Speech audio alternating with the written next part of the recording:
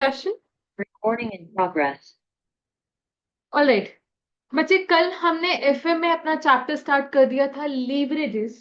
And leverages में भी हमने एक टॉपिक स्टार्ट किया है ऑपरेटिंग लीवरेज। अगर हम ऑपरेटिंग लीवरेज की डेफिनेशन डिस्कस करें, basically it tells us the impact on EBIT due to changes in sales.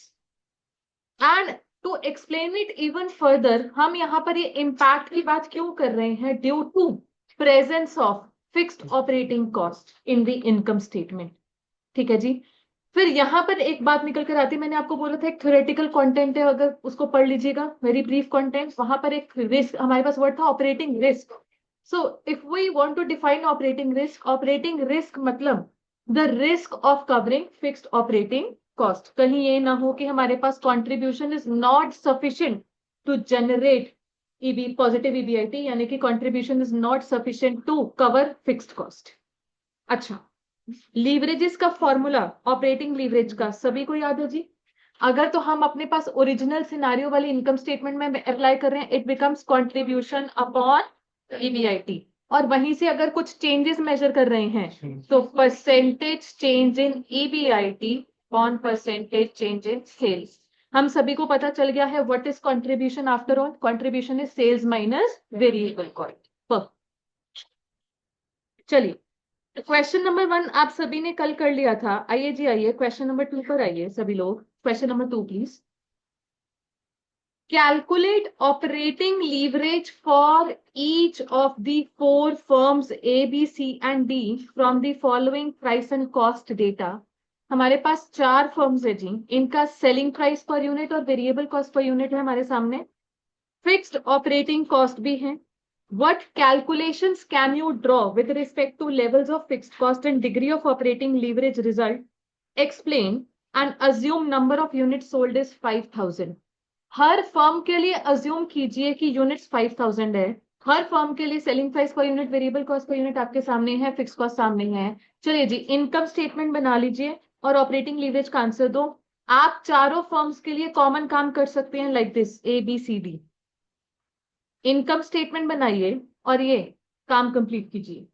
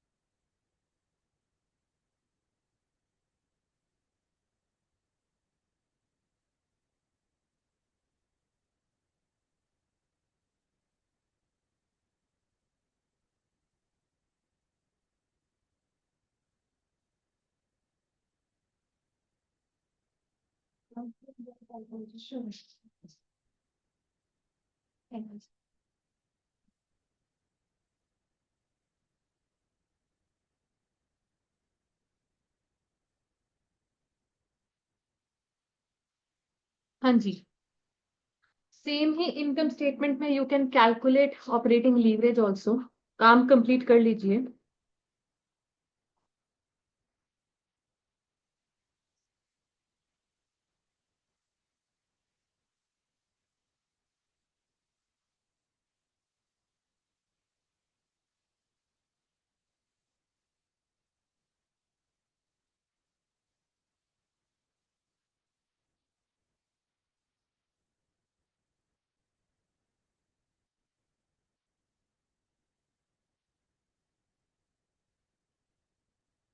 मुझे वो दरवाजा बंद कर दीजिए प्लीज, थैंक यू।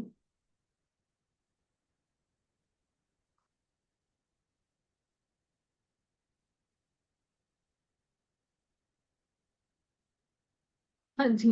आंसर आ रहे 7 2 3 and 1। ठीक है, काम कंप्लीट कर लीजिए। 7 2 3 and 1। हमको कुछ कमेंट भी देना है यहाँ पे।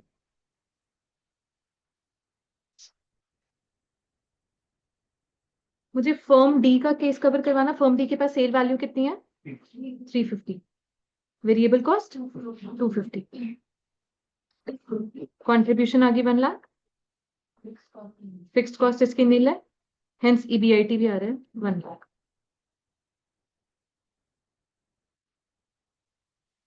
हाँ जी, 7 2 3 and 1 आंसर आ गए। ओके, अब कमेंट में देखिएगा सबसे पहले firm D.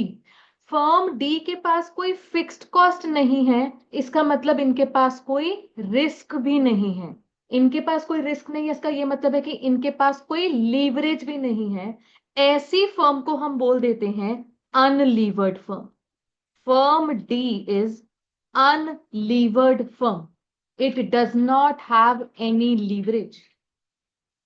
It does not have any leverage. ठीक है जी। बेसिकली अनलीवर्ड फर्म का क्या मतलब होगा कि अगर इनकी सेल्स ग्रो हुई 10% से, तो इनका ईबीआईटी भी ग्रो होगा 10% से। There is no magnification involve. ठीक। About firms A B and C, देखिएगा जो ये लीवरेज का आंसर है यहाँ पर ऐसा कुछ नहीं है कि हमारे पास कोई डिजायरेबल रेंज होनी चाहिए। स्टिल हम बोल सकते हैं as compare to firm B and C, firm A is highly levered. 7 times is too high a number. Highly levered 7 times का मतलब क्या हो जाएगा? if output declines by 10%, then EBIT will decline by 70%। तो ये तो काफी सिग्निफिकेंट इंपैक्ट आ गया जी। अच्छा, इनके बारे में हम कह सकते हैं देज आर मॉडरेटली लीवर्ड। ठीक है, आउटपुट कम होगा 10% से तो 20% 30% से EBIT गिर जाएगा। These are moderately levered. Again, as such हम ये नहीं बोल रहे हैं कि 7 times is a bad number. अगर कंपनी का फ्यूचर ग्रोथ प्रोस्पेक्ट बहुत बढ़िया है तो यही 7 times वाली चीज अपना फायदा भी करवाएगी। If output grows bye 20%, EBIT will grow by 140%। तो हम इतना ये नहीं बोल रहे हैं कि 7 times is actually very very bad. It depends कि कंपनी किस सिनारियो में है। ठीक है जी। Okay, before I proceed ahead, leverages को लेकर हमारे पास एक डिस्कशन इन्वॉल्व है। आइए जी, आइए मेरे साथ साथ पेज नंबर 4.4 पर। 4.4 पर हम लिखेंगे no fixed cost. No fixed cost का मतलब ऑपरेटिंग लीवरेज का आंसर आने वाला है आपके पास 1। इसका ये मतलब भी है कि हम कह सकते हैं operating leverage does not exist. अगर आंसर 1 आ रहा है, इसका ये मतलब है कि फर्म के पास लीवरेज है ही नहीं। Operating leverage does not exist. Lower fixed cost का मतलब लोअर ऑपरेटिंग लीवरेज।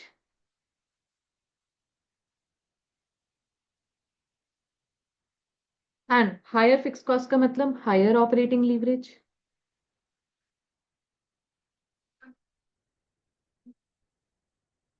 नाउ आगे की चीजें भी पहले लिख लेते हैं, फिर समझ लेंगे। Higher operating leverage implies higher operating break even point.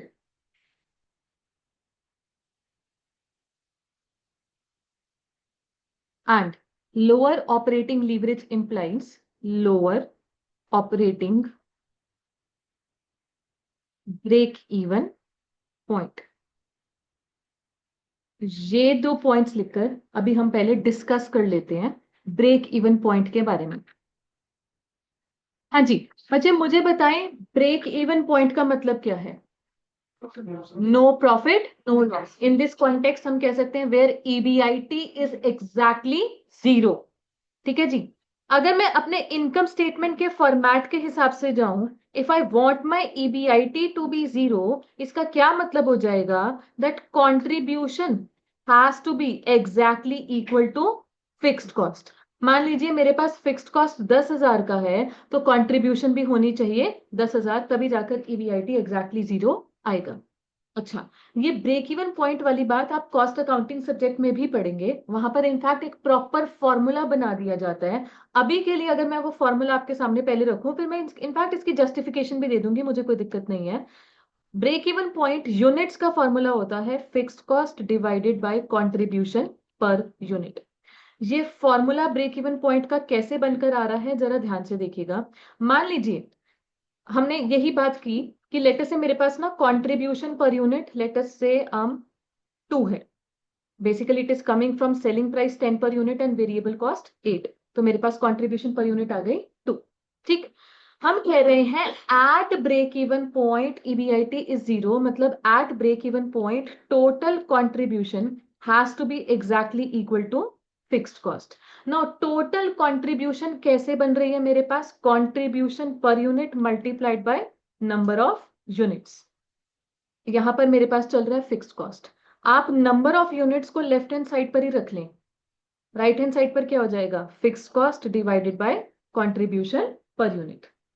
ठीक है जी, ये फॉर्मूला है। बट देन अगेन इस टाइम पर इस डेरिवेशन में जाने की जरूरत नहीं है। ना ही FM सब्जेक्ट आपसे ये फॉर्मूला एज सच आपसे ज्यादा टेस्ट करने वाला है। अभी के लिए बस मैं इतना बताना चाह रही हूं कि फॉर्मूला इस तरीके से बना हुआ है जिसमें यहाँ पर फिक्स्ड कॉस्ट की amount plays a role. Of course break even point achieve करना है, फिक्स्ड कॉस्ट की कवरेज तो हमको चाहिए ही चाहिए। ठीक है, अच्छा, अगर मैं अपने इसी न्यूमेरिकल एग्जांपल पर जाऊं जहां पर मेरे पास फिक्स्ड कॉस्ट है 10,000, कंट्रीब्यूशन पर यूनिट कितनी आ रही है 2, तो हमारे पास कितने यूनिट्स पर ब्रेक इवन अचीव हो रहा है? 5,000 यूनिट्स पर। बट अगर यही फिक्स्ड कॉस्ट की अमाउंट 10,000 की बजाय 25,000 होती, फिक्स्ड कॉस्ट की अमाउंट 25,000 होती, कंट्रीब्यूशन पर यूनिट 2, तो कितना यूनिट्स है? 12,500 यूनिट्स है। तो हम बोल रहे हैं जितना ज्यादा फिक्स्ड कॉस्ट की अमाउंट है उतना लेट ब्रेक इवन अचीव होगा। ब्रेक इवन अचीव करने के लिए higher number of units are required to be sold. ठीक है जी, तो अभी के लिए बस दिमाग में ये चीजें बिठाएं। But then again break even point, ये फॉर्मूला क्या है? Fix cost divided by contribution per unit, सारा बकायदा हमारे पास प्रॉपर चैप्टर है cost and management accounting subject में। अभी के लिए सिर्फ यही एक रोल है कि हमने कंक्लूजन निकाला है, higher the fixed cost, higher the leverage as well as higher the break even point. ठीक है जी, चलो अब ब्रेक इवन पॉइंट से रिलेटेड ही एक और टर्मिनोलॉजी आपके पास आती है, margin of safety. Margin of safety का मतलब होता है, आप नीचे लिख सकते हैं यहां पर, मार्जिन ऑफ सेफ्टी का मतलब होता है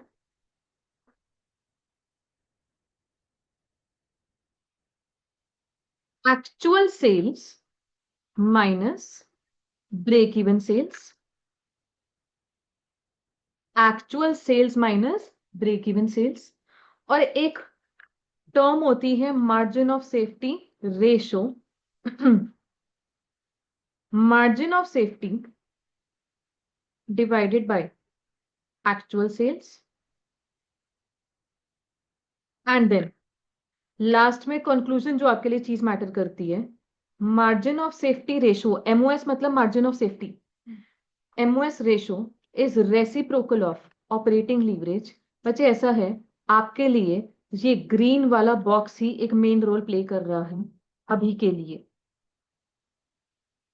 again just to explain things मैं बता दूंगी, बट ज्यादा स्ट्रेस लेने की जरूरत नहीं है। मार्जिन ऑफ सेफ्टी नाम भी कॉस्ट एंड मैनेजमेंट अकाउंटिंग में आता है। हाँ जी, मार्जिन ऑफ सेफ्टी का मतलब कि आप ब्रेक इवन अचीव कर चुके हैं, रादर आप ब्रेक इवन अचीव करके क्या हो रहा है, बेसिकली प्रॉफिट जोन में आ गए हैं। If you are selling your units which is higher than break even point, मतलब यू आर अर्निंग प्रॉफिट, तो उसको हम बोलते हैं you are in safety zone, hence the name margin of safety. तो मार्जिन ऑफ सेफ्टी की definition भी यही है जो इसका ये फॉर्मूला है, actual sales break even point के कितना ओवर एंड अबव है। ठीक, फिर एक टर्म आता है margin of safety ratio. Late us से मेरे एग्जांपल में, मेरे ओरिजिनल एग्जांपल में मेरे पास ब्रेक इवन पॉइंट आया हुआ था 5,000 यूनिट्स।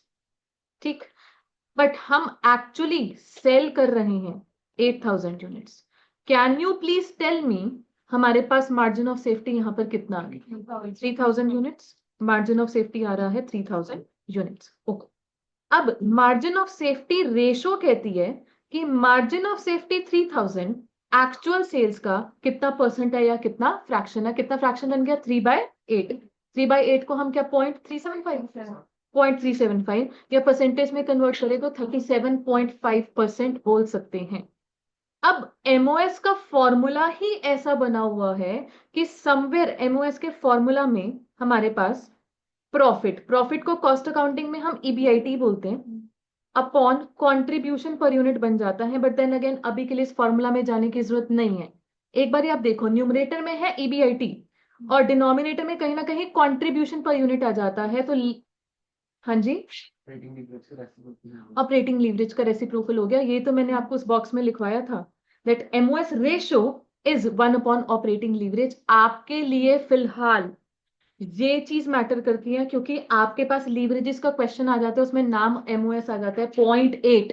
लेट से इफ एमओएस इज 0.8 तो ऑपरेटिंग लीवरेज उसका रेसिप्रोकल हो जाएगा 1/0.8। इस तरीके से आ जाएगा। सो बस ये मैटर करना चाहिए। इट इज अ प्रॉमिस, जैसे ही हम स्टार्ट करेंगे वो particular chapter in cost and management accounting, मैं आपको वापस से रिकॉल करवा दूंगी कि देखो देखो ऑपरेटिंग लीवरेज का ये लॉजिक था। ठीक है, बट अभी के लिए हम ज्यादा बर्डन ना डालें, हम ज्यादा मिक्स ना करें। फोकस होना चाहिए ऑन दी लीवरेजेस। मैं मार्जिनल कॉस्टिंग चैप्टर के ज्यादा कॉन्सेप्ट को यहाँ पर मिक्स नहीं करना चाह रही हूँ, वो किसी और सब्जेक्ट के हैं। ठीक है जी, पढ़ाना मैंने ही है बट अभी के लिए रेलेवेंस नहीं है। सो बेसिकली अगर हम दिमाग में वो चीज रखें, मार्जिन ऑफ सेफ्टी की definition, again margin of safety की डेफिनेशन कि मार्जिन ऑफ सेफ्टी का मतलब actual sales break even point से कितना एक्स्ट्रा है। अब कमिंग बैक टू दिस, हमारे पास जो टेबल में था, if margin of safety rises, इसका क्या मतलब है? एक्चुअल सेल्स और ब्रेक इवन का जो गैप है दैट राइजेस। इसका क्या मतलब है? Simply actual sales units increase, output increases. अगर आउटपुट मेरा इंक्रीज कर रहा है तो सोचो, क्या हमारे पास फिक्स्ड कॉस्ट की कवरेज बेटर हो रही है? इन जनरल हम बोलते हैं बिजनेस रिस्क। बिजनेस रिस्क मतलब ऑपरेटिंग रिस्क, एक ही बात है। That falls, business risk falls, मतलब फिक्स कॉस्ट की कवरेज बेटर हो रही है तो उसको लेकर जो रिस्क आ रहा है वो कम हो रहा है। अगर वो रिस्क कम हो रहा है मतलब operating leverage as a measure, as a numerical value also falls. Let's prove it with the help of an example. मैं आपके सामने अगर एक एग्जाम्पल भी रखूं तो देखिएगा, हटा सकते हैं ना स्क्रीन। मान लीजिए हमारे पास पहले हम 10,000 यूनिट सेल कर रहे हैं, सेलिंग प्राइस पर यूनिट 10 है, तो सेल कितनी आ गई? 1 लाख की। वेरिएबल कॉस्ट लेटर से मेरे पास 8 पर यूनिट के हिसाब से चल रहा है तो कितना आ गया? 80,000। तो हमारे पास कॉन्ट्रीब्यूशन जो आ रही है वो आ रही है 20,000। फिक्स्ड कॉस्ट मान लीजिए 5,000 है, so what is the EBIT that I am earning? 15,000। यहां पर अगर आप मुझे ऑपरेटिंग लीवरेज कैलकुलेट करके बता सकें, 20,000 डिवाइडेड बाय 15,000, 4/3, 1.33। अच्छा, in this case if I ask you what is the break even point, break even point का formula I am not expecting you to learn, मैं ही बता रही हूँ। Fix cost divided by contribution per unit. मेरे पास fixed cost है जी 5,000 की एंड कंट्रीब्यूशन पर यूनिट पड़ती है 2, तो मेरे पास ब्रेक इवन पॉइंट आ रहा है 2500 यूनिट का। So basically how many units I am actually selling? 10,000 and break even है 2500, तो मेरे पास मार्जिन ऑफ सेफ्टी यूनिट्स कितने हो गए? 7,500 यूनिट्स। अब हम कह रहे हैं कि हमने अपने मार्जिन ऑफ सेफ्टी को बढ़ाना है, मतलब एक्चुअल आउटपुट को बढ़ाना पड़ेगा। लेट अस से मेरा एक्चुअल आउटपुट 11,000 यूनिट्स हो गया है। ठीक है जी, एक बार इसकी इनकम स्टेटमेंट फटाफट से कंप्लीट करवाओ। 1,10,000, ये 88,000, मेरे पास कंट्रीब्यूशन आ जाएगी 22,000, फिक्स कॉस्ट 5,000 का ही रहेगा तो ईबीआईटी आ जाएगा 17,000। ब्रेक इवन पॉइंट अगर अब 2500 तो अभी भी रहेगा, ब्रेक इवन तो अपनी जगह वही स्टैंड कर रहा है ना। तो हमारे पास 11,000 और 2500 का डिफरेंस कितना बन गया? Basically 8,500 units.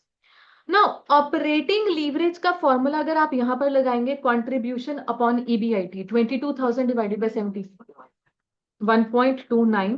तो आप देख पा रहे हैं operating leverage has decline.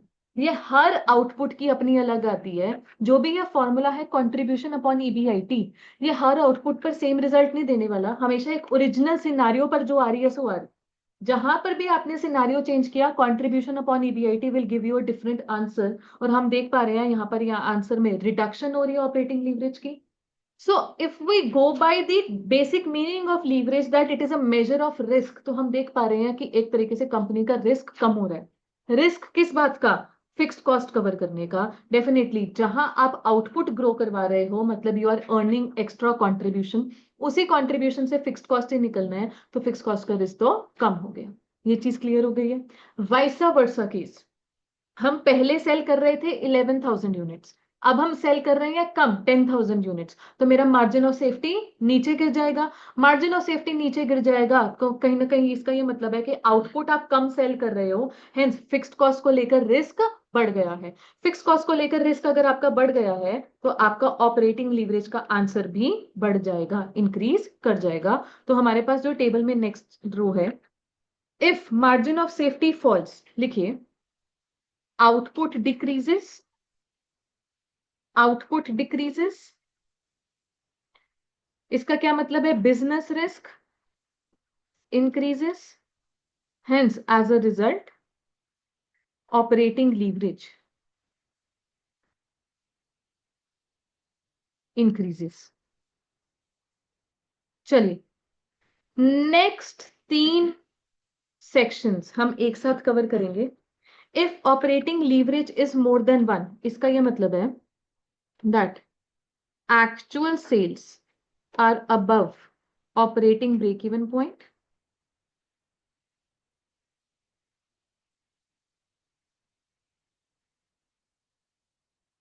And operating leverage का आंसर भी यहां पर मोर देन 1 तो है, positive EBIT, basically you can write positive EBIT. Operating leverage is more than 1, इसका ये मतलब होगा positive EBIT. If operating leverage is less than 1, less than 1 का ये मतलब होगा हमारे पास कि इट इज नेगेटिव। एक सेकेंड दीजिएगा, नेगेटिव। ऑपरेटिंग लीवरेज का आंसर 0 से लेकर 0.99 हो ही नहीं सकता। लेस देन 1 का मतलब 0 होगा या 0 से नीचे गिरेगा, नेगेटिव। मैं अभी आपको प्रूफ कर दूंगी ऐसा क्यों। Actual sales are less than operating break even point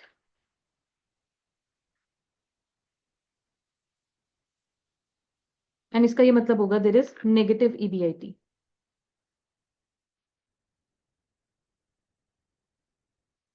And if contribution is equal to fixed cost, that is EBIT is equal to 0, actual sales is exactly equal to operating break-even point, and here operating leverage is undefined. Undefined. Answer ही नहीं कोई आने वाला।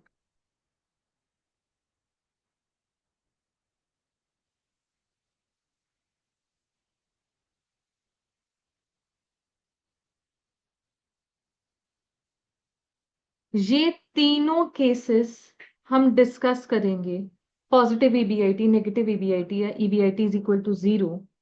चलिए जी, चलिए screen हटा सकते हैं, ठीक। मैं सिर्फ और यहाँ पर कंट्रीब्यूशन आपके सामने रख रही हूँ और फिक्स्ड कॉस्ट आपके सामने रख रही हूँ। मेरे पास ईबीआईटी आएगा, नोट नहीं करना, सिर्फ बात को समझना है। केस 1, फिक्स्ड कॉस्ट मेरे पास 8,000 है, कंट्रीब्यूशन 10,000 है, ईबीआईटी मेरे पास 2,000 आ रहा है। ठीक है जी। इफ आई आस्क यू कि विज़िबी break even point, whatever break even point का answer is going to be, in general अगर मैं आपसे पूछूं हम ब्रेक इवन पॉइंट के ऊपर परफॉर्म कर रहे हैं या उसके नीचे या exactly at break even. In general break even की डेफिनेशन पर जाओ, when there is no profit no loss, तो यहां पर तो हम प्रॉफिट ही कमा रहे हैं, so we are definitely operating above break even point. whenever we are operating above break even point, मतलब whenever we are earning a positive EBIT, मेरा ऑपरेटिंग लीवरेज का आंसर भी समवेयर मोर देन 1 ही आने वाला है। एक बार चेक कर लो, 10,000 डिवाइडेड बाई 2,000 करके कितना आ रहा है, 5 टाइम्स आ रहा है। But let us consider a scenario where EBIT is negative, मतलब contribution is not sufficient to cover fixed cost. तो मेरे पास EBIT कितना आ गया, -2,000 आ गया। In this case operating break even point को लेकर क्या कमेंट है, actual sales are below that break even point. ठीक है जी। अच्छा, in such case operating leverage का जो आंसर आ रहा है वो आ रहा है -3, -3 आ रहा है।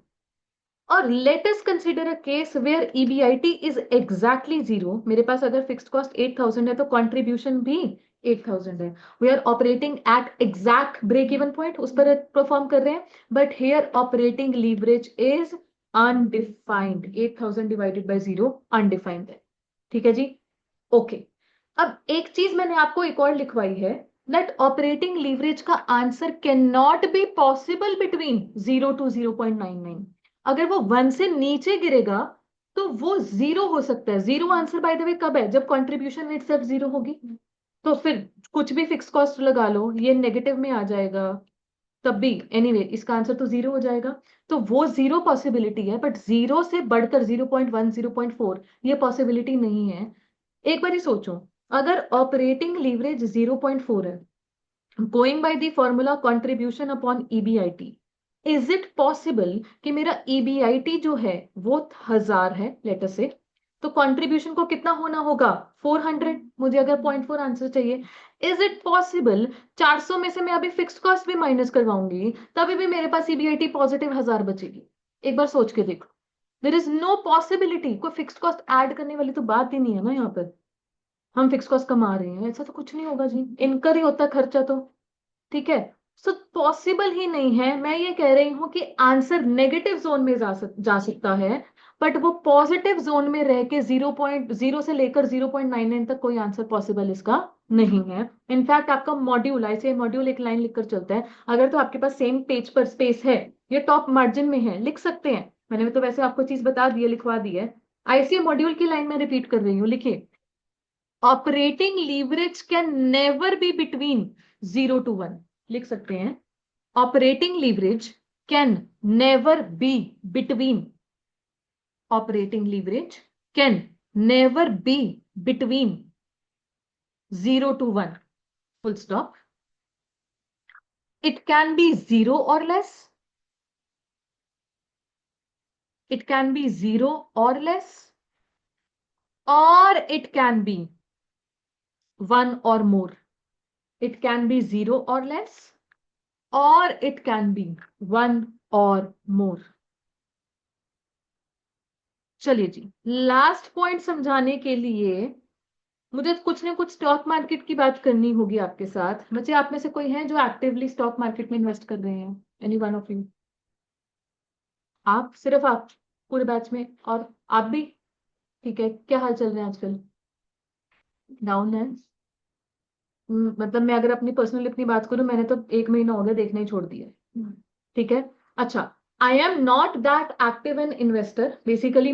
खुद गलत ही चीज है कि जो मैं दूसरों के टिप्स के बेसिस पे रैशनल, एकदम इरेशनल इंपल्सिव डिसीजंस ले लेती हूँ, बट समहाउ इतना मैं समझती हूँ कि आप लोग हैं, you people are in your 20s, early 20s somewhere, as soon as you people start earning थोड़ा मच, मतलब स्टाइपेंड ही स्टाइपेंड वैसे ना के बराबर मिलता है, कितना, 1,000 2,500 मिल जाए, वो भी कई बार उसके चेक बाउंस हो रहे होते हैं। बड़ी बड़ी फर्म है, करोड़ों का टर्नओवर है, आर्टिकलशिप के जो स्टाइपेंड होते हैं उनके चेक बाउंस कर रहे होते हैं, ये तक हमने सुना हुआ है। तो खैर इतना मैं समझती हूँ, जो भी आपको पॉकेट मनी मिलती है वटेवर, अगर आपके हाथ में, मैं कह रही हूँ 500 1,000 कुछ भी आता है ना, start investing.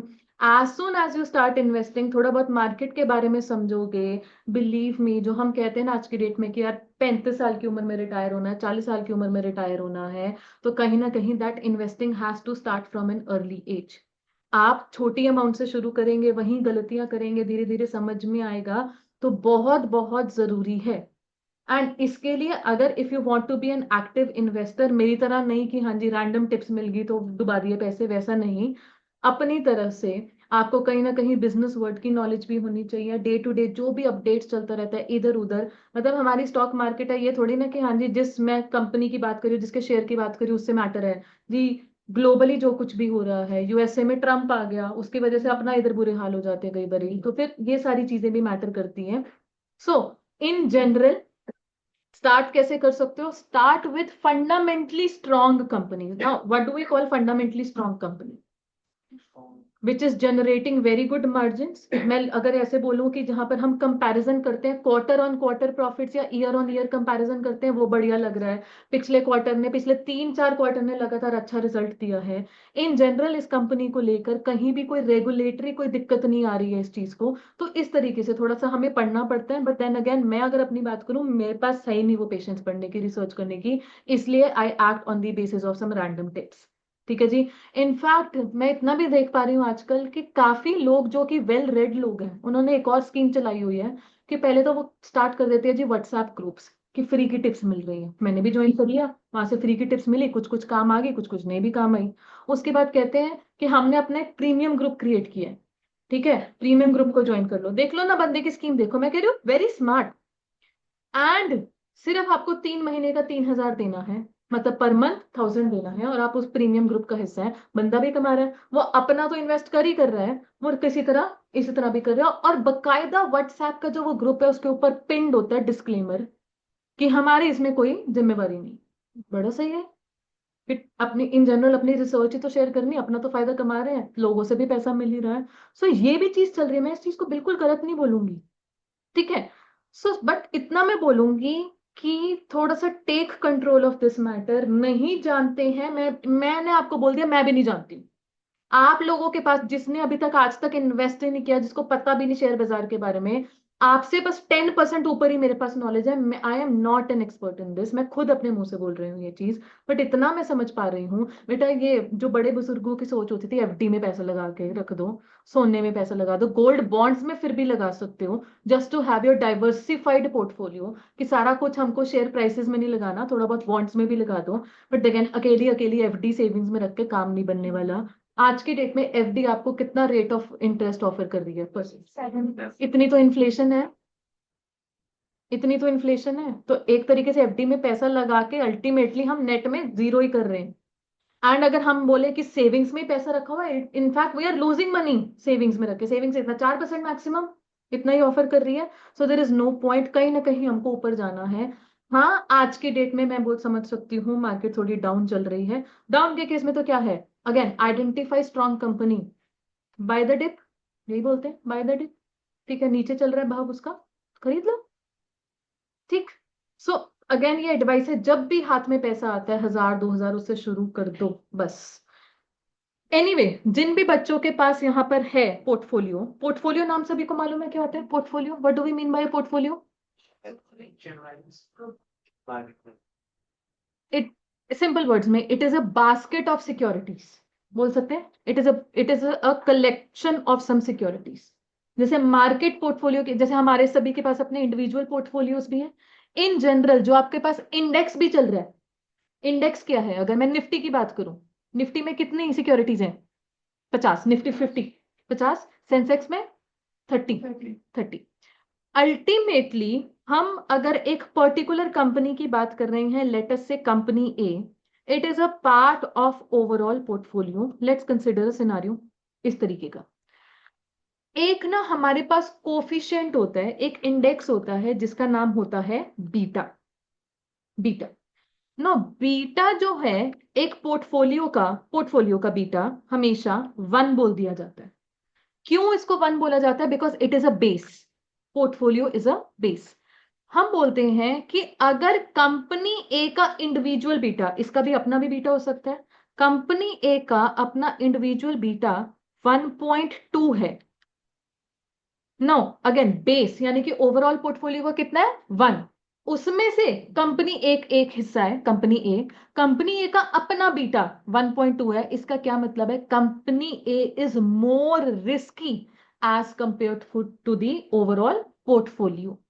Now, beta is a coefficient. It tells you how sensitive or how risky or how volatile a particular security may be as compared to the movements in the whole portfolio. ठीक। In fact ये beta के अगर आप range पूछे, letter से company B, company, मैं इसको x नाम दे देती हूँ, कंपनी एक्स, कंपनी एक्स का बीटा लेट अस से 0.7 भी हो सकता है। No again company X is a part of portfolio, portfolio का बीटा कितना है 1, कंपनी बी का अपना कितना हो गया 0.7। मतलब as compare to changes in portfolio company X के पास लेस रिस्क है। ठीक है जी, ये लेस रिस्की है।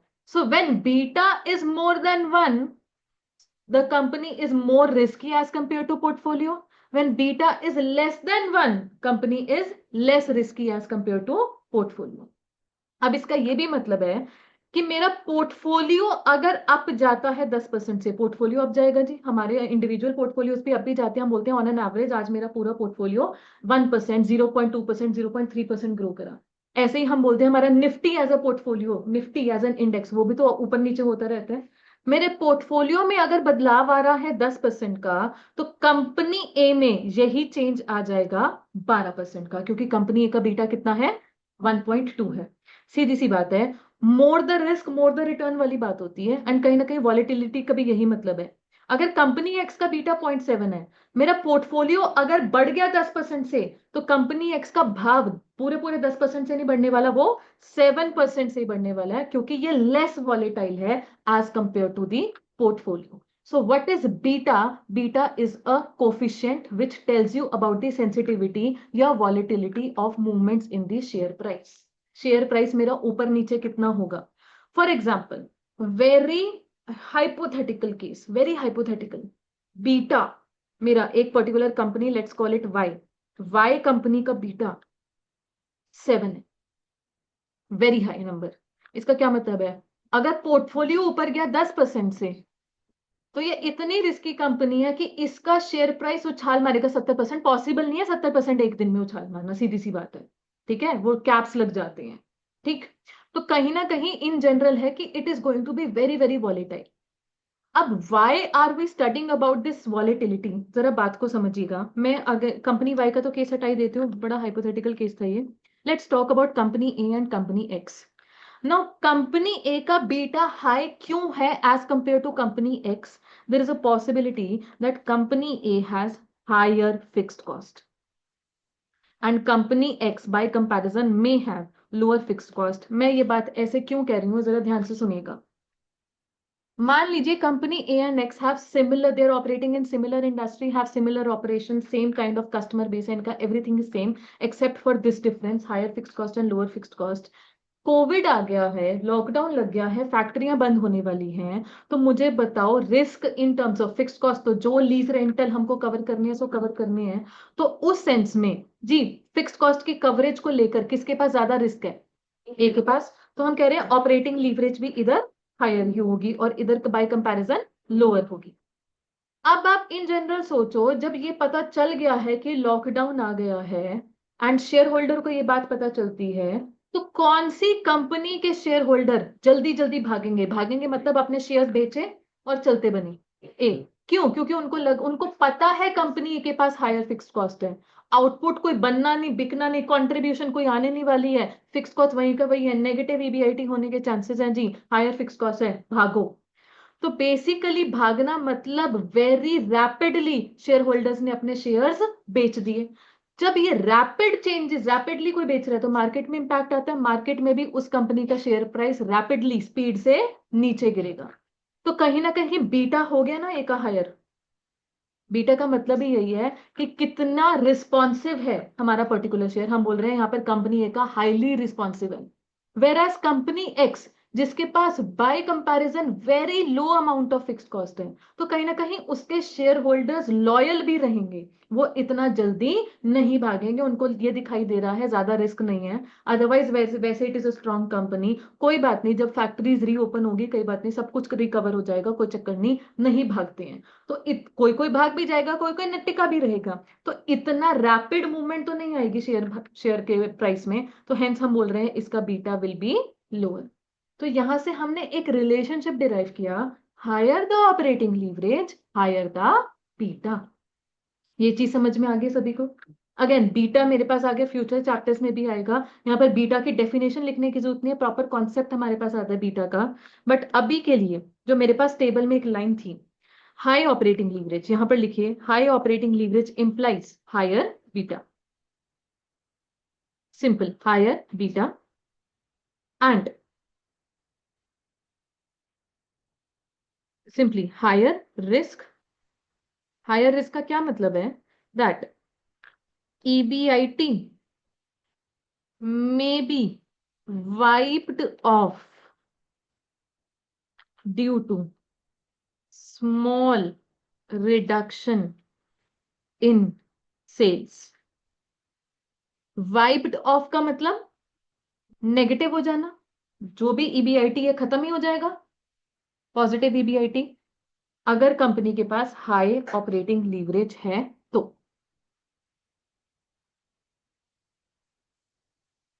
चलिए जी, फाइनली हमारे पास एक एनालिसिस वाला टेबल हो जाता है complete. Now you can move to question number 3 please. Question number 3। Question number 3।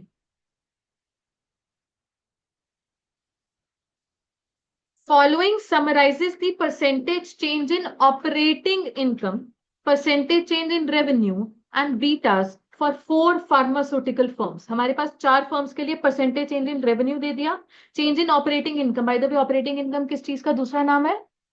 Operating EBIT। EBIT।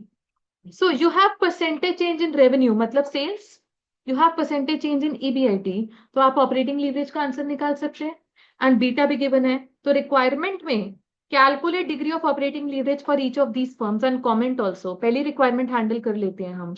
Operating leverage का फॉर्मूला लिखिए, percentage change in EBIT upon percentage change in sales.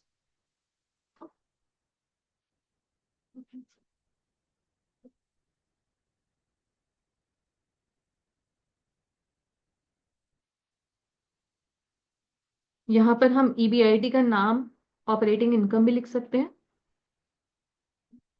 बात एक ही है। Upon percentage change in revenue ये भी लिख सकते हैं। एंड 1 by 1 ऑल फर्म्स का कैलकुलेट कर लीजिए, चारों फर्म्स का कैलकुलेट करके बताएं।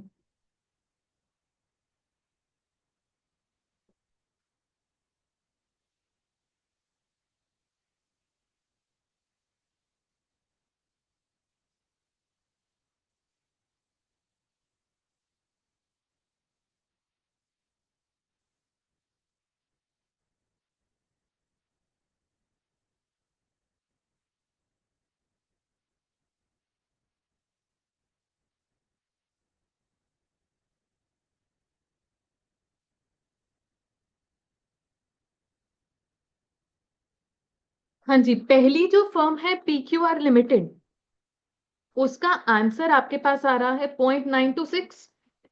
बच्चे अभी अभी आपको बताया आंसर पॉसिबल होता है नहीं 0 से लेकर 1 की रेंज के बीच में, है ना? तो ये ड्राफ्टिंग एरर है क्वेश्चन की तरफ से। अभी अगर ड्राफ्टिंग एरर है तो हमको इसको ऐसे ही फॉलो करना पड़ेगा, अदरवाइज लॉजिकली पॉसिबिलिटी नहीं है कि मेरी सेल्स जो है वो ग्रो कर रही है 27% से, EBIT लेस देन 27% से ग्रो कर रहा है। या तो मैग्निफिकेशन होती है या तो नहीं होती। नहीं होती तो मतलब ये भी 27% ही होता, या 27 से ज्यादा होना चाहिए था। ये पॉसिबिलिटी नहीं है कि EBIT मेरा सिर्फ 25% से ग्रो कर रहा है। There is no possibility at all. बेशक घर जाके ट्राई करके देख लेना। आपके पास फिक्स कॉस्ट भी है, तब भी आप कह रहे हो सेल्स ग्रो कर रही है 27% से, EBIT ग्रो कर रहा है सिर्फ 25% से। Not possible at all. तो ड्राफ्टिंग एरर को लेकर जब भी सामने बात आएगी बच्चे, इस चैप्टर में इतने ड्राफ्टिंग एरर्स होते हैं ICAI के द्वारा क्योंकि कॉन्सेप्ट है वेरी वेरी लाइट। ठीक है, आगे जाके हम पूरा कॉन्सेप्ट भी जब कवर करेंगे, one of the easiest chapter in the syllabus है ये। तो ऐसे पता नहीं क्यों पंगे लेता है कि क्वेश्चन बनाते बनाते खुद ही अपने वो लॉजिक खत्म कर देते हैं। इनफैक्ट सितंबर 2024 के FM का डिस्क्रिप्टिव सेक्शन का क्वेश्चन नंबर 1A, पहला क्वेश्चन में ड्राफ्टिंग एरर, 5 मार्क्स का क्वेश्चन था, ड्राफ्टिंग एरर है। मतलब बच्चे से 3 में से 2 रिक्वायरमेंट आंसर होगी, तीसरे में वो सोचता ही रहेगा क्योंकि क्वेश्चन की इंफॉर्मेशन ही कंप्लीट नहीं थी। तो उनके अब देखो कवर करने के लिए सजेस्टेड आंसर में उन्होंने क्या बोल दिया, how ever student can assume any of the answer. कोई बात बनी, कुछ भी रैंडम एक अजम्पशन ली उसके हिसाब से आंसर तो निकाल के दे दिया। तो बच्चे को ये कैसे स्ट्राइक होगा कि हमको अजम्पशन लेनी है? ठीक है। तो कहीं ना कहीं दिस इज वन चैप्टर जिसमें ये चीजें आती रहती हैं, बट घबराने वाली बात नहीं होती। अपने कॉन्सेप्ट को पक्का रखें। यहाँ पर मुझे पता है मेरा कॉन्सेप्ट ये कहता है कि आती नहीं है ये वैल्यू, कोई चक्कर नहीं। As long as I know about this formula we will continue with this. ठीक है जी, परेशान नहीं होना ज्यादा। आगे बढ़ते हैं। RST limited 1.28। Next 1.565 and WXY 905 भी बोल सकते हैं, ठीक है चलेगा। अब इन्होंने बोला कमेंट, इसी रिक्वायरमेंट में बोला कमेंट। ऑपरेटिंग लीवरेज के आंसर ऑफ कोर्स अलग अलग आ रहे हैं। अलग अलग क्यों आते हैं? क्योंकि इनकी अपनी कंट्रीब्यूशन अपॉन ईबीआईटी वाली कहानी भी अलग अलग ही होगी। ठीक है, जहां contribution upon EBIT figures change हो जाती हैं, ऑपरेटिंग लीवरेज का आंसर भी चेंज हो जाता है। तो हम इसके बारे में बोल रहे हैं that operating leverage is firm specific. हर फर्म की अपनी अलग आएगी, due to different different cost structures.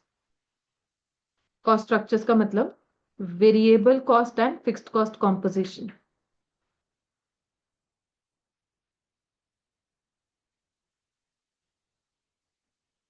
किसी के पास वेरिएबल कॉस्ट कम होगा, किसी के पास ज्यादा होगा, किसी के पास फिक्स्ड कॉस्ट कम होगा, किसी के पास ज्यादा होगा।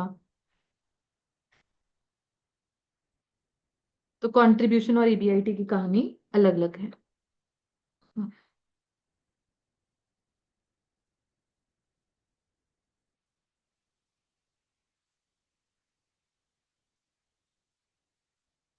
हाँ जी, सेकंड रिक्वायरमेंट पढ़ेंगे सभी लोग। सेकंड रिक्वायरमेंट,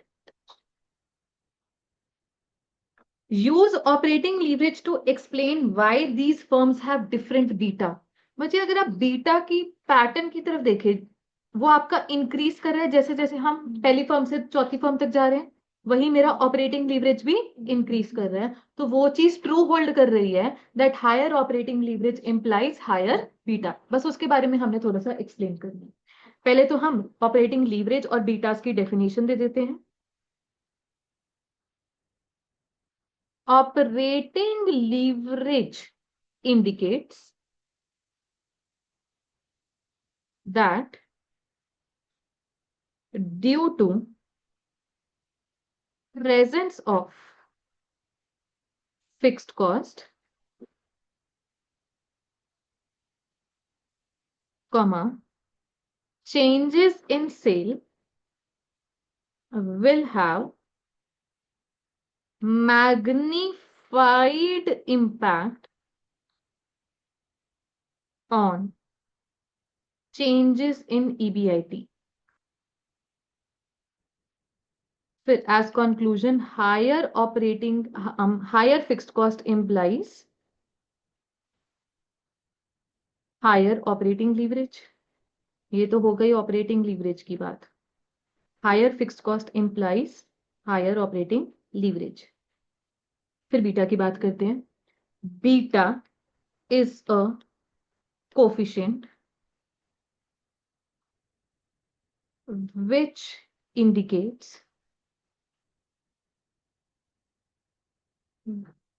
responsiveness या रिस्पॉन्स या वॉलेटिलिटी, बोले वॉलेटिलिटी ठीक है, better button. Volatility slash fluctuations in in share price of a individual company as compared to market portfolio।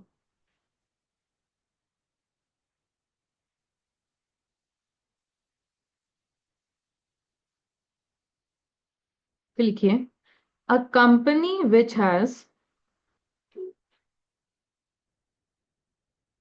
higher fixed cost will will experience will experience more volatility in its share price in response to market changes।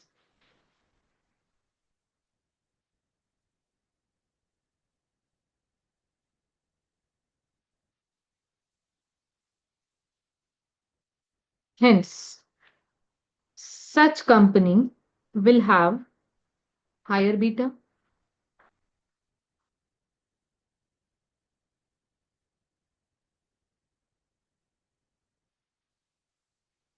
फिर last में, hence it can be concluded, hence it can be concluded that higher operating leverage implies higher beta.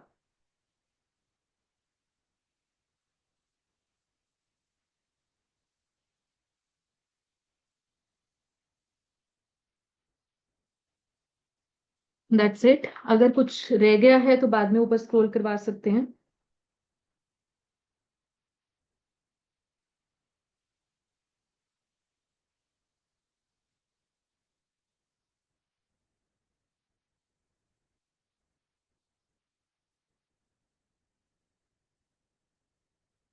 और बच्चे, writing अगर कहीं समझ में नहीं आ रही तो वो भी बता देना. माशाल्लाह बचपन से ही बहुत बेकार है.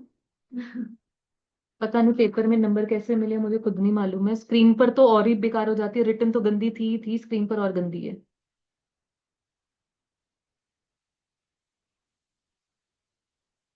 इसलिए मैं आपको अपनी आपकी गंदी राइटिंग के लिए कभी टोकूंगी नहीं. मैं प्रेजेंटेशन पर फोकस जरूर करवाती हूँ कि prepare all the working notes and necessary workings आनी चाहिए. मैं राइटिंग का नहीं लिखती हूँ कि अक्षर साफ से लिखा करो. मेरी खुद की बेकार है. And that does not matter. हाँ जी. कुछ रह गया किसी का ऊपर? डन है. कहाँ पर? यहाँ फर्स्ट पैराग्राफ. आज क्या डे है? एक्सटर्निटीज. चलो कोई बात नहीं. याद है वैसे आपको एक्सटर्निटीज क्या होती हैं? याद है क्या होता है? हाँ. हाँ, positive. Received in consumption, received in production. मेरी प्रोडक्शन में मुझे रिसीव हो रही है, आपकी कंजम्पशन में आपको रिसीव हो रही है. यही होता है. ठीक है. थिंग इज, मैंने इको इकोनॉमिक्स पढ़ाया हुआ है. When this was subject was in CA inter, it was there with FM subject also. तो एफएम और इको, ईयर 23 से पहले ये सब्जेक्ट होता था. FM and eco. FM 60 marks, 40 marks का eco. As soon as it got shifted to foundation, मैंने शुक्र मनाया. क्योंकि मैंने वैसे नहीं, वैसे दिक्कत नहीं थी, इंटरेस्टिंग लगता था, but it was very very vast. 40 number के हिसाब से वो मैक्रो इकोनॉमिक्स के वो 3-4 चैप्टर्स बहुत वास्ट हो जाता था. और आपके आपने फाउंडेशन में पढ़ा तो शायद एमसीक्यू के लिए पढ़ा. हमारे इधर डिस्क्रिप्टिव हुआ करता था. तो बच्चे को डिस्क्रिप्टिव पॉइंट ऑफ व्यू से पढ़ाना मतलब बहुत टाइम ले जाता था वो. इसलिए मुझे था कि अगर वेटेज इसकी बढ़ा दे तो अच्छी चीज भी बन जाए. थैंकफुली अब ये एसएम लेकर आए हैं. मतलब एसएम पहले भी था. तो 50 मार्क्स का एसएम है. मुझे लगता है कि ठीक है, 5 ही चैप्टर्स हैं और बढ़िया चीज है. अब ठीक है. चलिए, डन हो गया. ऑपरेटिंग लीवरेज की अभी के लिए कॉन्सेप्चुअल डिस्कशन हमारी ओवर हो गई है, बट क्वेश्चन में ये अपेयर करता रहेगा. अब हम नेक्स्ट लीवरेज की तरफ बढ़ने वाले हैं, फाइनेंशियल लीवरेज. प्रॉपर क्वेश्चन आते हैं उसमें फाइनेंशियल लीवरेज भी पूछेंगे, ऑपरेटिंग भी पूछेंगे, आगे जाके कंबाइंड भी पूछेंगे. आता रहेगा operating leverage. Now let's talk about what financial leverage is. जैसे हमने बोला कि fixed operating cost like salaries and rentals pose a risk to the company, ऐसे ही fixed financial risk pose a risk to the company. Now what are fixed financial cost? EBIT के बाद आप interest minus करते हैं, that is a fixed financial cost. फिर उसके बाद आप पैट में से प्रेफरेंस डिविडेंड पे करते हैं, that is also fixed financial cost. Risk बन जाता है. रिस्क किसको बन जाता है? किसको रिस्क वो बेयर करना पड़ेगा? इक्विटी शेयर होल्डर्स को. कि अगर ऊपर नीचे कुछ भी हो गया जी, जो इंटरेस्ट देना है सो देना है. अगर मेरा पैट स्टिल सफिशिएंट है, लेट अस से पैट रिड्यूस हो गया but still it is sufficient enough to pay off preference dividend, तब भी इक्विटी वालों के लिए अर्निंग्स कम हो जाती है. हमको उसके बारे में डिस्कस करना है, what kind of financial risk a company में एक्सपीरियंस. बच्चे, ये इनकम स्टेटमेंट से हम एक्सप्लेन करेंगे. आपने कुछ नहीं लिखना, सिर्फ बात को समझना है. Now I am going to start with EBIT. मान लीजिए मेरे पास ओरिजिनल ईबीआईटी 10,000 है एंड इंटरेस्ट मेरे पास 2,000 है एंड मेरे पास ईबीटी आ गया 8,000. टैक्स रेट को 30% अज्यूम कर लीजिए, टैक्स एट द रेट 30%. तो मेरे पास पैट कितना आ गया? ईएटी. पैट 5,600 आ गया. और अभी के लिए मैं बोल रही हूं फिलहाल कंपनी के पास प्रेफरेंस शेयर कैपिटल नहीं है, तो यही पैट बन जाता है अर्निंग्स फॉर इक्विटी। ठीक है जी। इसको हम एक बार नंबर ऑफ इक्विटी शेयर से डिवाइड करें, लेट अस से नंबर ऑफ इक्विटी शेयर हमारे पास 1000 है, ईपीएस कितना आ गया 5.6। ठीक हो गया।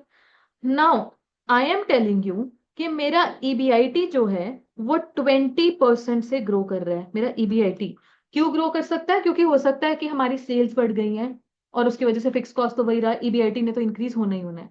सो अभी हम ईबीआईटी की बात करते हैं। नाउ इट इज 20% से बढ़ गया, मतलब 12,000।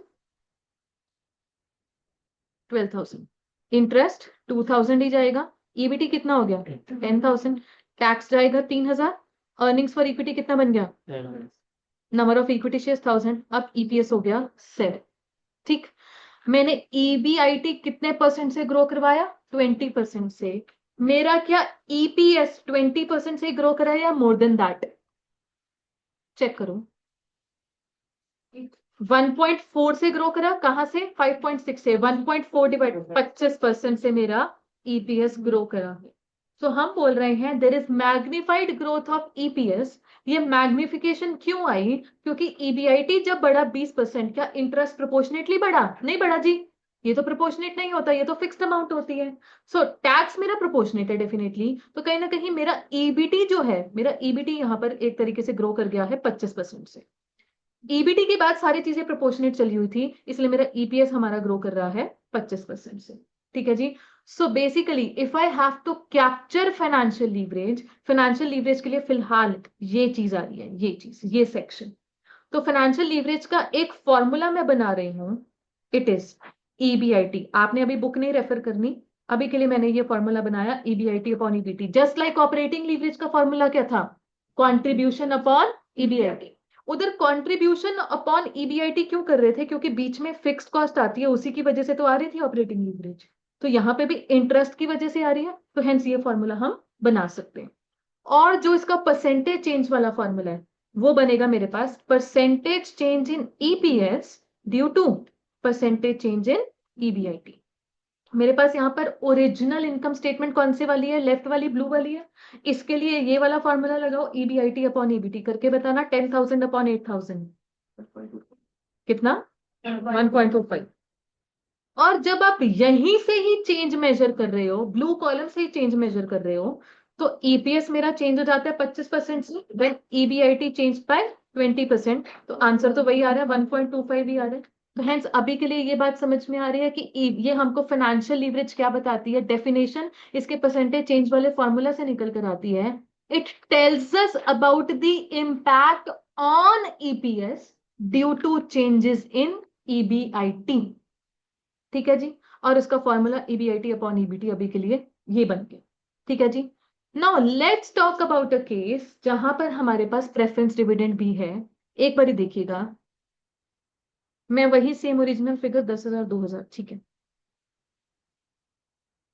मेरे पास ईबीआईटी 10,000 है, इंटरेस्ट 2,000 है।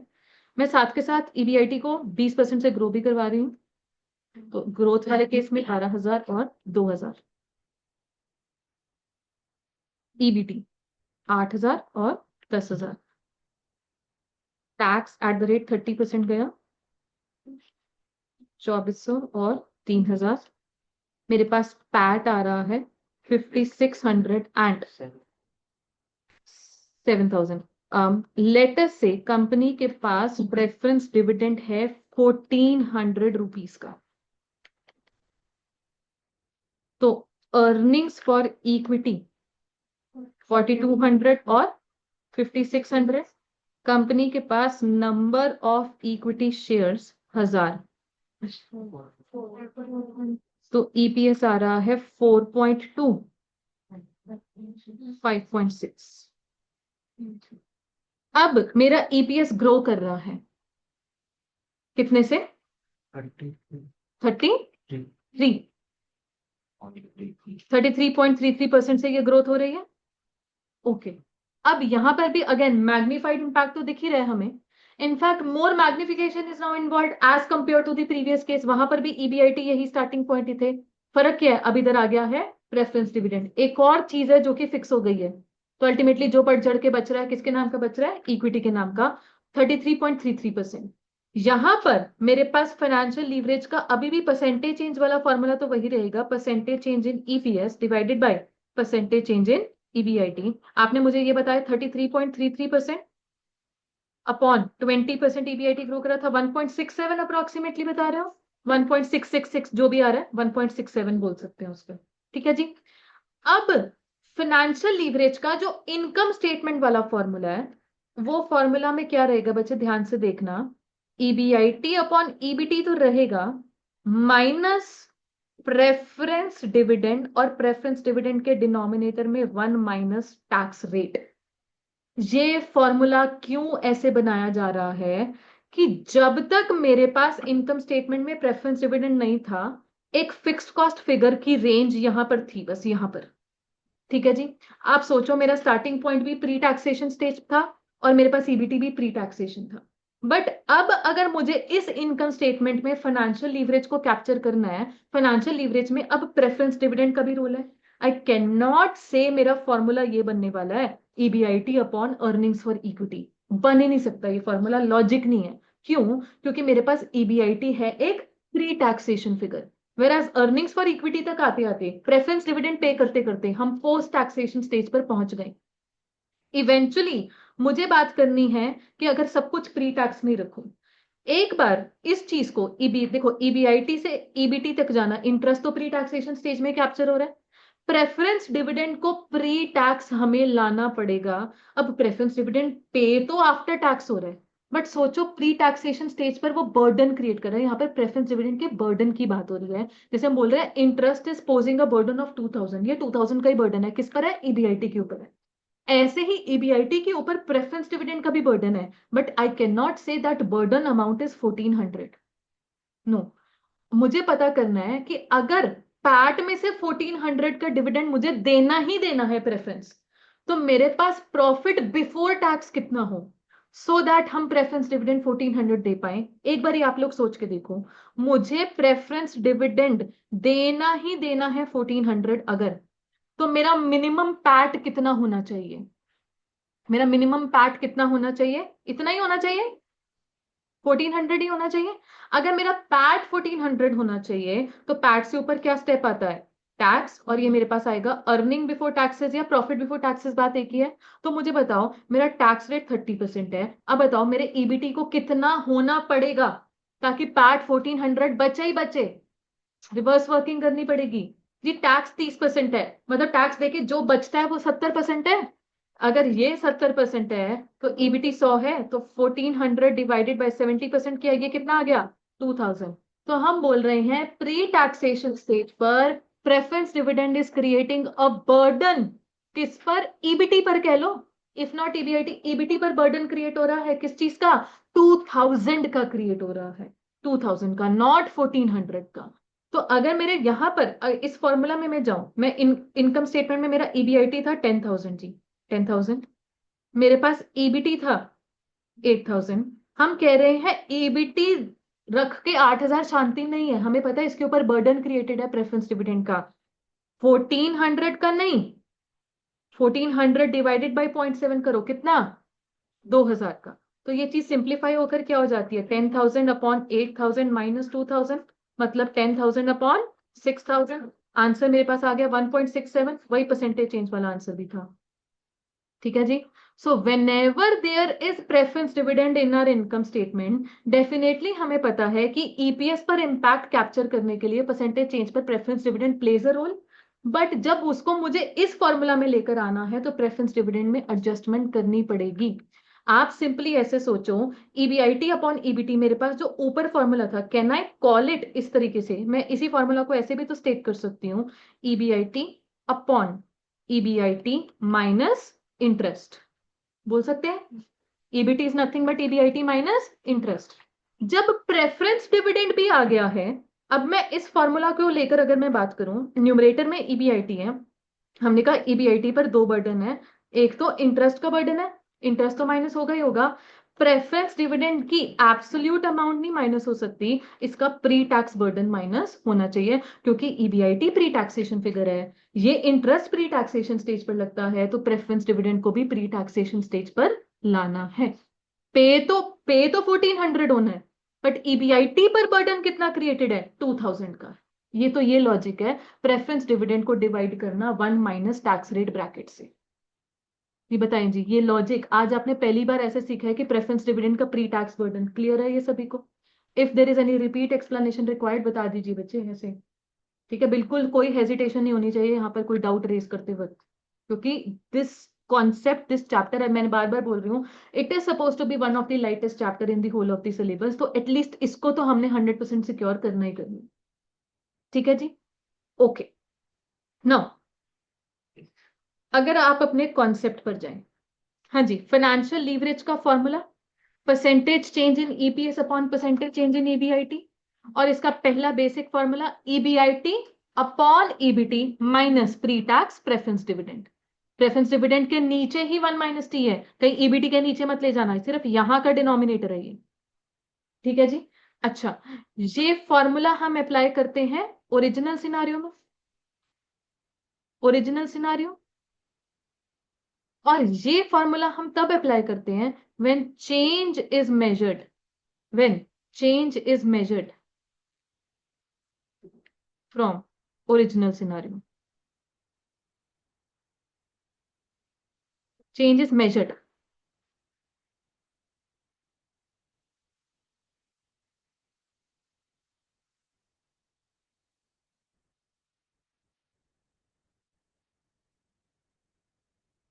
ठीक है, एक नोट आपने लिखना है, कहीं पर टॉप मार्जिन पर लिख सकते हैं नोट, लिखिए if there is no preference dividend, या नीचे लिख सकते हैं ऊपर लिख सकते हैं कहीं पर भी, if there is no preference dividend comma percentage change in EPS बराबर परसेंटेज चेंज इन ईएटी बराबर परसेंटेज चेंज इन ईबीटी हो सकता है, बट उसके लिए कंडीशन है if there is no preference dividend.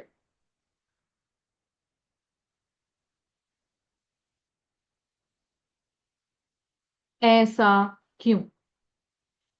Let's go back to that discussion जो अभी अभी आपके सामने एग्जाम्पल रखा था। लेट्स गो बैक, जो जहां पर तो प्रेफरेंस डिविडेंड नहीं था, ये वाला केस, आपने ईपीएस का परसेंटेज चेंज बताया था 25%, चेक कर लो मेरा ईएटी, ईएटी में ये चेंज 25% ही है, और यही चीज ईबीटी से आ रही है 25%, परसेंटेज चेंज इन ईबीटी 25%, क्योंकि इंटरेस्ट ही एक सेम अमाउंट थी, बाकी सब तो प्रोपोर्शनेटली इंपैक्ट होता चला गया। बट आई कैन नॉट से the same for this example जहां पर प्रेफरेंस डिविडेंड एग्जिस्ट कर रहा है। यहां पर मेरा ईपीएस में चेंज कितना है, 33.33%, वेर एज पैट में चेंज 25% ही, आई थिंक चेक कर लेना, और ईबीटी में भी वही चेंज है 25%, क्योंकि पैट के बाद एक चीज आ गई ना जो प्रोपोर्शनेटली ग्रो नहीं कर रही है, इसलिए ईपीएस का ये चेंज बराबर नहीं है। बच्चे मैंने आपको ये नोट क्यों लिखवाया, कई बार हमारे सामने क्वेश्चन होता है जिसमें प्रेफरेंस डिविडेंड नहीं होता, क्वेश्चन हमसे पूछता है calculate percentage change in EBT, अब मेरे बेसिक फॉर्मूला में ईबीटी नाम नहीं है, क्या नाम है, ईपीएस नाम है, बट जब हमें पता है प्रेफरेंस डिविडेंड नहीं है, जो परसेंटेज चेंज इन ईपीएस है वही परसेंटेज चेंज इन ईबीटी है। ठीक है जी, तो ये चीज भी हमें एज अ शॉर्टकट पता होनी चाहिए, ये ना हो हम रिवाइज इनकम स्टेटमेंट बना के देख रहे हैं, टाइम बचाने वाली बात है ये। ठीक है जी, ओके। एक क्वेश्चन हम पिक करने जा रहे हैं, that is going to be question number 4, आज के लिए लास्ट क्वेश्चन रहेगा वो आपके लिए। बच्चे ऐसा है, एक टॉपिक आएगा आपके पास, financial leverage as trading on equity, ये टॉपिक मेरे पास पेंडिंग रहेगा on a long term basis, long term basis मतलब अभी चल रही, आज है डेट 21 जनवरी, समवेयर फेब्रवरी एंड में इस टॉपिक की बारी आएगी, 3-4 और चैप्टर्स करने के बाद इसकी बारी आएगी, तो ऐसे ही और नेक्स्ट चैप्टर में भी पेंडिंग टॉपिक्स चलने वाले हैं, so what I want you all to do is maintain a list of pending topics, maybe at the back of your copies, but copies भी बदल जाएंगी तब तक, तो रजिस्टर ही फुल हो जाना है। बुक्स पे लिखोगे, बुक के लास्ट में कोई जगह है क्या, लास्ट पेज पे, यहाँ पे, या इंडेक्स, टेबल भी नहीं, इंडेक्स पे लिख सकते हो, पेंसिल से लिख लो ताकि बाद में रब ऑफ भी कर सको, इंडेक्स वाले पेज पे लिख सकते हो।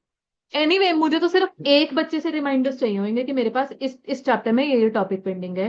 सो बेसिकली लीवरेज चैप्टर में लिखिए topic trading on equity, leverages hyphen trading on equity, ये मेरा पेंडिंग टॉपिक है, कॉमा लीवरेजेस में hyphen trading on equity. And trading on equity से related I think question number 19 है, लेट मी कंफर्म, वो question number 19 ही है ना? यस, क्वेश्चन नंबर 19 ये भी पेंडिंग रहेगा, इसी टॉपिक से रिलेटेड इकलौता क्वेश्चन पेंडिंग, क्वेश्चन नंबर 19 बस। जब भी हमारी पेंडिंग टॉपिक्स की क्लास लगेगी, मैं आपसे अगर लिस्ट पूछूंगी तो आपके पास ये लिस्ट होनी चाहिए, ठीक है? Straight away we are jumping to question number 4, जो कि अभी हमें टेकअप करना है। Question number 4 will be found on page number 4.9। Question number 4 please. Delta Limited currently has an equity share capital of 10 lakh, consisting of 1 lakh equity shares of 10 each. Company is going through a major expansion plan requiring to raise funds to the tune of rupees 6 lakh. To finance the expansion, management has the following plan. देखिए कह रहे हैं already company के पास 1 lakh equity shares हैं और company को expansion के लिए 6 लाख के फंड्स चाहिए। अब वो 6 लाख के फंड्स रेज करने के लिए 4 अलग अलग प्लान हैं। देखिएगा, पहला, issue 60,000 equity shares of 10 each, आ गया जी 6 lakh all equity funds. Plan 2, issue 40,000 equity shares of 10 each, कितना आ गया 4 लाख। एंड बैलेंस बैलेंस कितना रह गया 2 lakh, 2 lakh through long term borrowing at 12% interest rate. Plan 3, issue equity shares of 10 each, 3 lakh आ गया। एंड 3,009% डिबेंचर्स ऑफ 100 ईच, और 3 लाख आ गया, टोटल 6 लाख। लास्ट में issue equity shares of 10 each, कितना आ गया 3 लाख। एंड बैलेंस बैलेंस मतलब balance 3 lakh through 6% preference shares. अलग अलग ऑप्शन है उसी 6 लाख को रेज करने के। EBIT of the company is expected to be 4 lakh per annum. Assume corporate tax rate of 40%. You are required to calculate EPS in each of the above plans and ascertain financial leverage in each plan. EPS कैसे पता करोगे? Income statement बना के। अच्छा, income statement की शुरुआत कहां से होगी? EBIT से होगी। बच्चे ऐसा है, पैसा जिस मर्जी सोर्स से आए, EBIT तो जो है सो है, क्योंकि EBIT की ऊपर वाली कहानी वेरिएबल कॉस्ट फिक्स कॉस्ट, वो तो चीज जो है सो है। It depends upon the source कि कौन से सोर्स से कितना पैसा आ रहा है, जो EBIT के बाद की कहानी इन्फ्लुएंस होती है। EBIT के बाद नेक्स्ट स्टेप क्या है? इंटरेस्ट। इंटरेस्ट किसी प्लान में है नहीं, किसी में ज्यादा है, किसी में कम है। तो मेरी इनकम स्टेटमेंट के लिए EBIT 4 लाख ही चारों प्लान्स में कॉमन है। अच्छा, हम इनकम स्टेटमेंट बना सकते हैं, बट अपनी हेल्प के लिए हम एक काइंड ऑफ वर्किंग नोट बनाते हैं जिसमें सारी चीजें एग्जैक्टली सामने होती है, बार बार क्वेश्चन रेफर करने की जरूरत भी नहीं पड़ती। उसको हम बोलते हैं pattern for raising finance. This is not a compulsory thing to make. आप ICI के आंसर्स में शायद देखें भी नहीं से, ICS शायद स्ट्रेट अवे इनकम स्टेटमेंट बना देगा। हम अपनी हेल्प के लिए फॉर एब्सोल्यूट क्लैरिटी एक वर्किंग नोट बनाते हैं, पैटर्न। जब भी नया पैसा आना है और अलग अलग सोर्सेज से आना है, it is better to have this kind of clarity in front of us. मैंने यहां पर पर्टिकुलर्स और कितने प्लान्स हैं मेरे पास? 4। चलो आप पहले इनकी पूरी पूरी डिटेल मेंशन कर दो। हाँ जी, पहला प्लान कह रहा था इक्विटी शेयर कैपिटल से 6 लाख आएगा। ओके, ओके लिख दिया, इक्विटी शेयर कैपिटल से 6 लाख आएगा। Pattern for raising finance.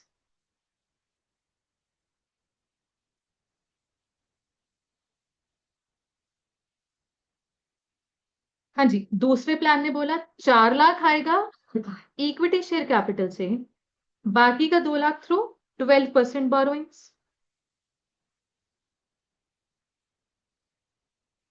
2 lakh आ गया जी, ओके। तीसरे प्लान ने क्या बोला? 3 lakh from equity share capital, बाकी का 9% डिबेंचर्स।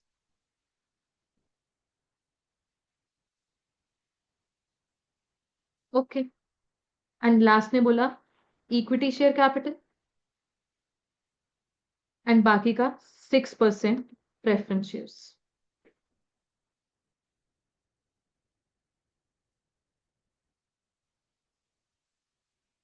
एक तो आपको इस वर्किंग नोट में ये काम करना था। फिर सोचो, इनकम स्टेटमेंट में ईबीआईटी के बाद सबसे पहली आइटम कौन सी आ रही है, जो कि अलग अलग हो सकती है अलग अलग प्लान्स में? इंटरेस्ट। इंटरेस्ट में भी देखना, this is an already existing company.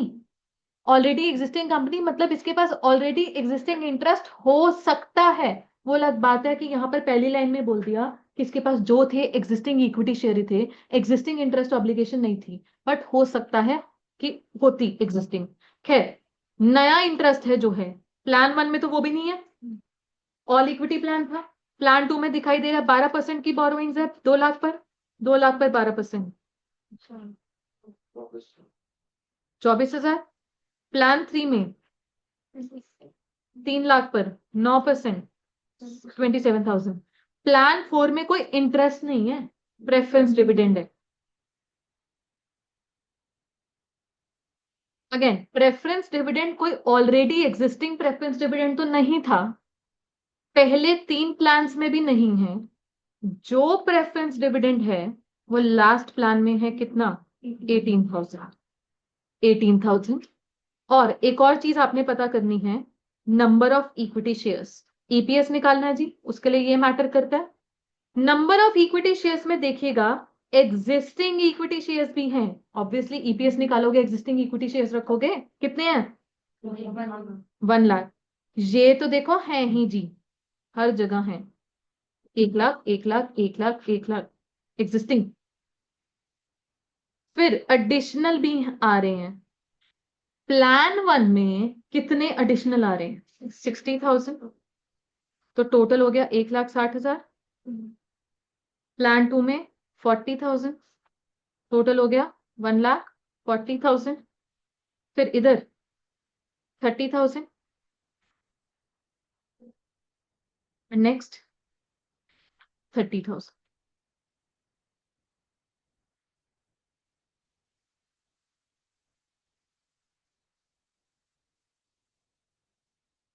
ठीक है जी। अब आप फाइनली इनकम स्टेटमेंट बना सकते हैं, उसको नाम ईपीएस बोल दें, कैलकुलेशन ऑफ ईपीएस, उसको नाम इनकम स्टेटमेंट बोल दें, कोई दिक्कत नहीं है। Everything is absolutely in front of you. Pattern वाला वर्किंग नोट रेफर करके काम आसान होता जाएगा, बार बार क्वेश्चन की तरफ देखने की जरूरत नहीं पड़ेगी।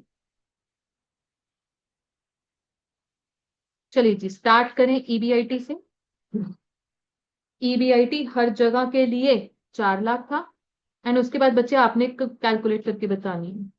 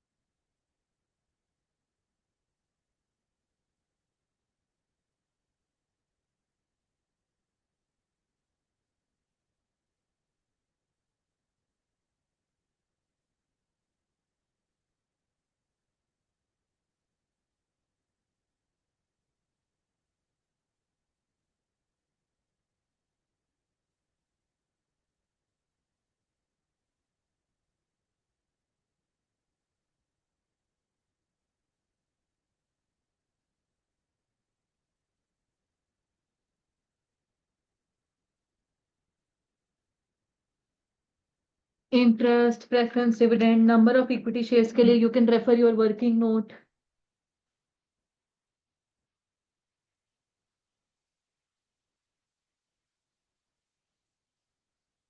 टैक्स रेट मेंशन्ड है 40%।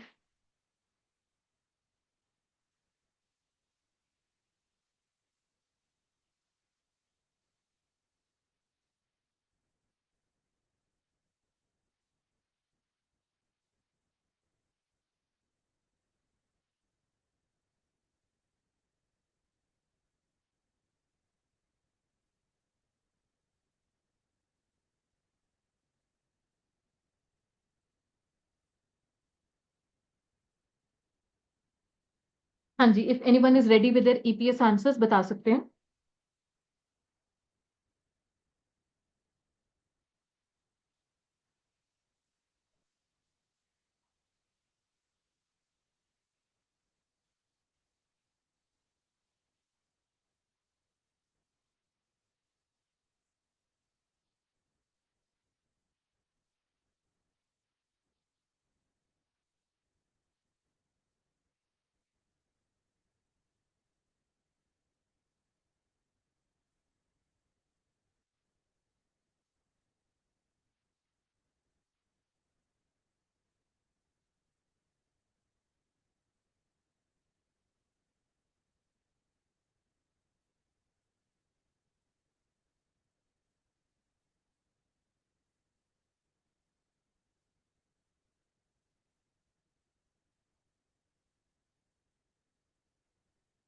1.5 उसके बाद 1.611 नेक्स्ट 1.7 नेक्स्ट 1.7077 है, तो उसको हम 1.71 भी बोल सकते हैं अगर दो डेसिमल प्लेसेस तक रखना है। एंड उसके बाद इसी में ही आपसे सेकंड रिक्वायरमेंट क्या पूछी है, फाइनेंशियल लीवरेज। फाइनेंशियल लीवरेज का formula EBIT upon EBT minus preference dividend pre tax. जहां पर प्रेफरेंस डिविडेंड नहीं है उसके लिए सिंप्लीफाई होकर EBIT अपॉन EBT रह जाता है ना। तो पहले तीन कॉलम्स के लिए तो it will be EBIT upon EBT only, वो कैलकुलेट कर सकते हैं।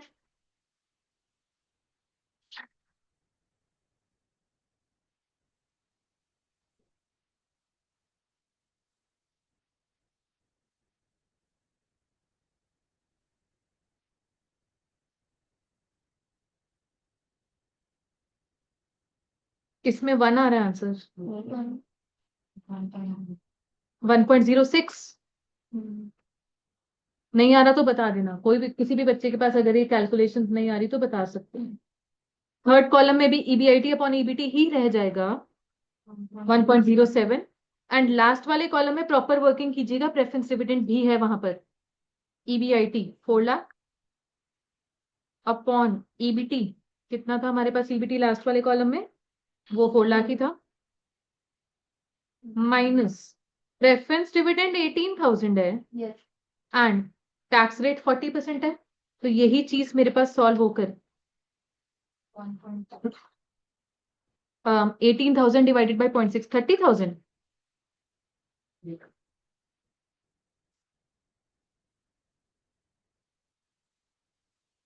अल्टीमेटली 1.08। लास्ट कॉलम में चेक कर सकते हैं, थोड़ा बी केयरफुल कि प्रेफरेंस डिविडेंड है तो शॉर्टकट नहीं लगाना। ठीक है जी।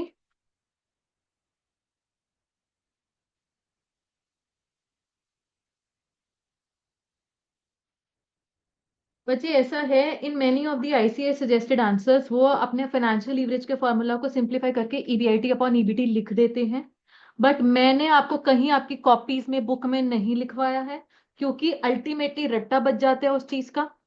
है तो आप लोग बच्चे ही ना, छोटे छोटे बच्चे हैं, तो फिर आपकी भी गलती नहीं होती है, कहीं ना कहीं जिस क्वेश्चन में जेन्युइनली प्रेफरेंस डिविडेंड हुआ वहां पे काम गलत हो जाता है। तो ICI के सजेस्टेड आंसर में हो सकता है कि आप EBIT अपॉन EBT देखें, क्योंकि काम बन जाता है whenever there is no preference dividend. But as such रट्टा नहीं बजाना। शॉर्टकट अगर लग रहा है तो बड़ा केयरफुली लगाओ कि हाँ प्रेफरेंस डिविडेंड नहीं है, तभी शॉर्टकट लगा सकते हो। ठीक है जी। आज की डिस्कशन यहीं तक। आज भी कोई होमवर्क नहीं है, कल से धड़ाधड़ होमवर्क मिलना शुरू होगा। बी मेंटली प्रिपेयर्ड, बहुत होमवर्क मिलेगा। इनफैक्ट बच्चे हमेशा ऐसे बोलते हैं, हैप्पी बर्थडे मैम थोड़ा कम होमवर्क दिया करो, हैप्पी टीचर्स डे मैम थोड़ा कम होमवर्क दिया करो, हैप्पी गुरु पूर्णिमा मैम थोड़ा कम होमवर्क दिया करो। होमवर्क मिलेगा, करना ही है। ठीक है जी। सब्जेक्ट ऐसा है, होमवर्क के बिना काम अपना चलना ही नहीं। ठीक। सो आज आपने वैसे घर पे क्या करना है, in general operating leverage financial leverage दोनों की डेफिनेशंस, दोनों के जो भी फॉर्मूलाज है, एब्सोल्यूट क्लैरिटी, क्योंकि कल से थोड़ा स्पीड वाला काम भी हम पकड़ेंगे इस चैप्टर में, आप कल से थोड़ी पेस पिक करेंगे। ठीक। चलिए जी, thank you so much, have a great day.